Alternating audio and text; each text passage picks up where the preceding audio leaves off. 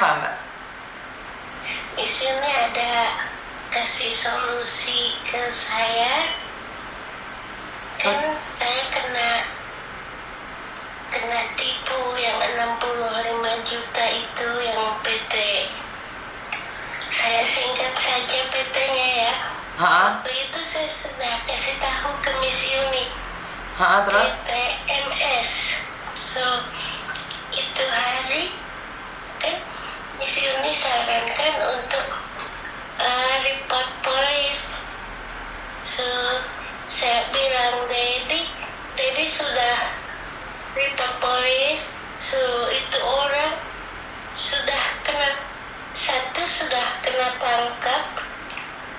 So satu lagi dia ada di penjara, Miss. Kamu yang dari Jawa Tengah itu kan? Yang saya Mam Thailand, Dedi saya Indon. Terus? Saya mau ucapin terima kasih sangat atas saran dari Miss Yuni. Oke, jadi sudah ditangkap sama polisi?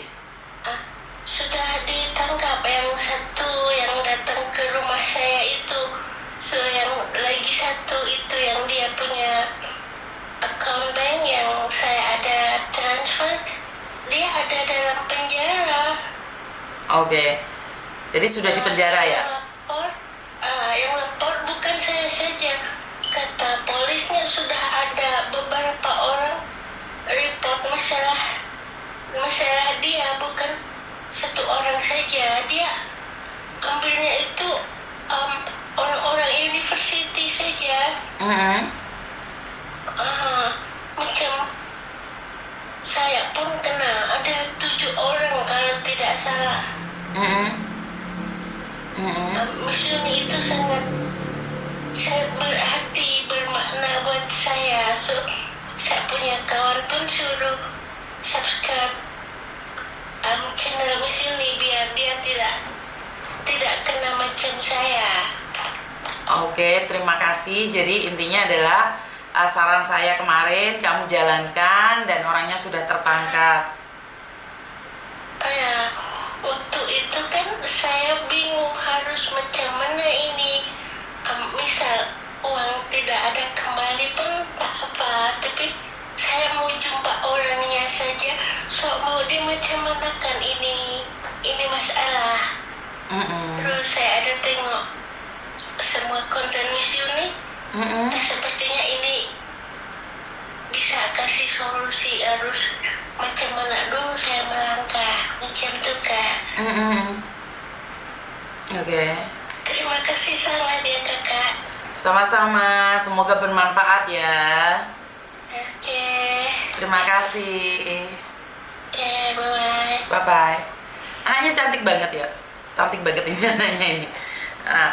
Oke, jadi terima kasih. Ternyata apa yang saya berikan bisa bermanfaat dan akhirnya tertangkap polisi. Jadi seminggu yang lalu kalau nggak salah dia telepon saya dan bercerita tentang seperti apa dan bagaimana Indo Thailand blasteran, betul. Dedinya orang Indo ya, dedinya orang Indo, mamanya orang Thailand ya, tapi dia di Jawa Tengah. Jadi ini anak berpendidikan tapi kebetulan juga tertipu. Jadi yang tertipu itu bukan cuma pembantu.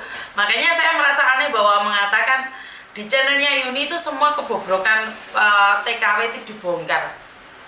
Ya sebenarnya masalah kebobrokan itu bukan hanya di Makau, bukan hanya di Hong Kong, bukan hanya di Jakarta, bukan hanya di satu tempat. Tapi kebobrokan itu dari hati. Jadi saat ada orang yang mengkomen mengatakan bahwa ini adalah kebobrokan, sebenarnya mental dia sendiri yang bobrok. Menurut pendapat saya seperti itu malahan. Kenapa? Karena seseorang yang bobrok itu akan berpikir tentang kebobrokan. Tapi orang-orang yang berpikir bahwa ini adalah pengalaman, diambil positifnya, dibuang negatifnya, ya itu adalah sebuah inspirasi yang dimana jangan dilakukan kalau yang jelek. Kalau yang baik ya udah kita lakukan. Nih, kalau para sindikat yang dengerin, ya jangan sampai kalian meneruskan, karena sekarang ada Yuni yang bergerak secara sendiri, tapi ada degengan dari pusat. Jadi sekali lagi, kalau kalian berpikiran negatif dengan konten saya, ya emang negatif konten saya. Tapi kalau kalian berpikiran positif dengan konten saya, ya konten saya memang positif. Jadi semua kembali pada apa yang kalian inginkan. Bagaimana dan seperti apa konten ini maunya, silahkan kalian sendiri yang menilai. Jadi buat teman-teman, saya selalu berdoa agar kita mampu melakukan yang terbaik versi kita. Jadi jangan sampai menyesal dengan apa yang kita lakukan, jangan sampai kita kecewa dengan apa yang kita lakukan. Karena saya di sini sudah mewanti-wanti, jangan pernah melakukan kesalahan, baik yang disengaja ataupun tidak disengaja. Berhati-hati di dalam setiap tindakan, karena setiap tindakan itu punya efek samping. Efek sampingnya apa? Ya, kalian harus bertanggung jawab atas kehidupan kalian sendiri. Karena tidak ada siapapun yang bisa membantu kalian kecuali diri kalian sendiri. Jadi kalian harus membantu diri kalian sendiri. Kalau orang pintar nggak akan mengikuti, piye maksudnya? Kalau orang ngeh dengan konten misuni tapi orangnya baik pasti alias pahamis. Ya, kadang-kadang orang terlalu pintar tidak memahami bahasa saya yang memang konyol. Bahasa saya memang yang saya rasa memang konyol ya, karena bahasa saya ini ala orang jalanan, karena kita tidak mempedulikan apapun yang dikatakan oleh orang lain. Kita berpegang pada selagi kita bisa, selagi kita mau, ya kita jalani hidup ini. Jadi selagi kita mau, selagi kita bisa, kita akan jalani kehidupan ini. Nyantai aja, yang jelek dibuang, yang bagus dipakai. Jadi nggak perlu memaksakan diri untuk memahami konten saya. Konten saya ini kehidupan kok. Kehidupan yang macam-macam loh. Ada yang berwarna, ada yang halu, ada yang nesu, ada yang ngamuk, ada yang jerit. Betul nggak? Jadi nggak usah baper dengan konten-konten saya. Dan saya tidak ada menyindir siapapun. Di konten ini tidak ada siapapun yang saya sindir. Karena saya tidak pernah menyindir siapapun. Dan saya tidak pernah berhubungan dengan siapapun. Saya tidak ada masalah dengan siapapun. Jadi jangan baper kalau sama saya. Jadi saya jangan baperan sama saya. Halo, selamat. Halo, assalamualaikum. Waalaikumsalam warahmatullahi wabarakatuh. Ada yang bisa dibantu?